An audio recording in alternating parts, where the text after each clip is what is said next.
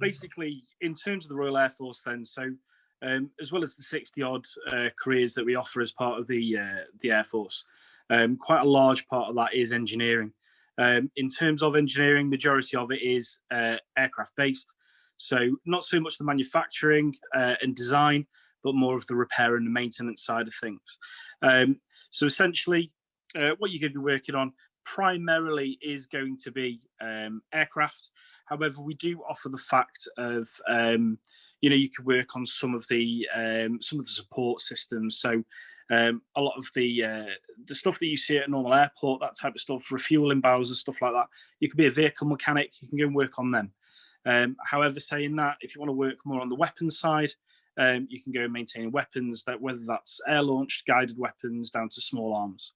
I am sharing a screen with you now. If you look in that top left-hand corner, we've got pretty much all of our engineering that we offer.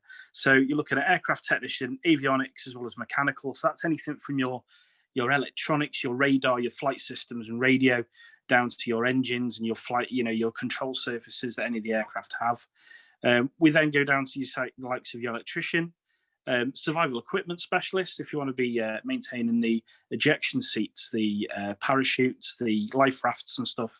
That's part of that as well.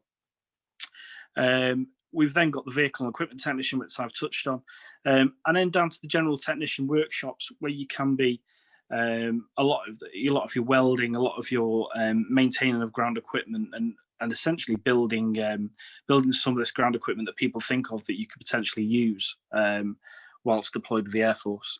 And then going straight up to date, we've got the cyberspace communication specialist. So if you're more interested in the computer side, whether that's network security, down to network design and all network maintenance, you can do that as part of the Royal Air Force.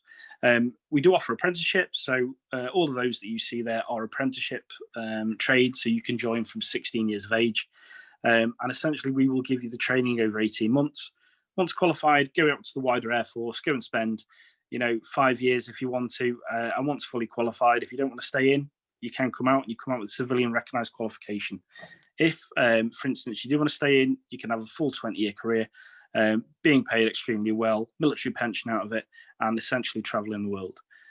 So, yeah, that's pretty much our whistle-stop of what we can do in terms of engineering. Best way to find out more information, really, get yourself on the RAF recruitment website.